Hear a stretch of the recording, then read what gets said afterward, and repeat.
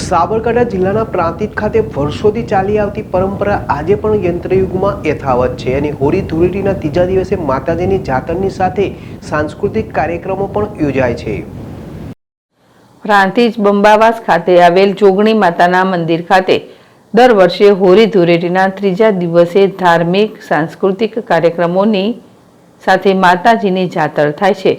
જ્યારે વર્ષોથી ચાલી આવતી પરંપરામાં પહેલાના જમાનામાં માતાજીની જાતરની સાથે ભવાઈ સહિતના કાર્યક્રમો યોજાતા હતા, જ્યારે અત્યારે સમય બદલાતા હાલ ધાર્મિક પ્રોગ્રામોની સાથે સાંસ્કૃતિક કાર્યક્રમો સહિત માતાજીની આરતી જાતર યોજાય છે। જ્યારે સાંસ્કૃતિક કાર્યક્રમોમાં બાળકોએ ડાન્સ, નાટક, ગીત સહિતના કાર્યક્રમોમાં બંબાવાસ ખાતે રહેતા વડીલો તથા બાળકોએ ભાગ લઈ આવનાર મહેમાનો તથા માતા પિતાના દિલ જીતી લીધા હતા। જ્યારે આ પ્રસંગે તાજેતરમાં જ નગરપાલિકામાં ચૂંટાયેલ વોર્ડ નંબર 2 અને વોર્ડ નંબર 6 ના ચૂંટાયેલ કોર્પોરેટરોનું પણ સ્વાગત કરવામાં આવ્યું હતું।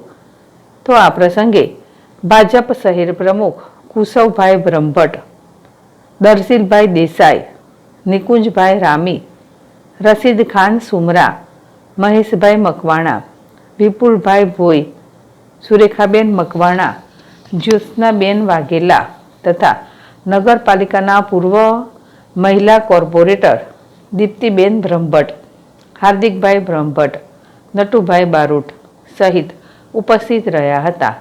તો સમગ્ર કાર્યક્રમનું સુંદર આયોજન દિલીપભાઈ મકવાણા, સોમાજી કારાજી મકવાણા, બુધાજી ભલાજી, તલાજી કારાજી મકવાણા, મંગાજી ભલાજી મકવાણા, કલ્પેશભાઈ, મુકેશભાઈ, ચંદુજી, નિલેશભાઈ સહિત સમગ્ર જોગણી માતા યુવક મંડળ દ્વારા સુંદર આયોજન કરવામાં આવ્યું હતું।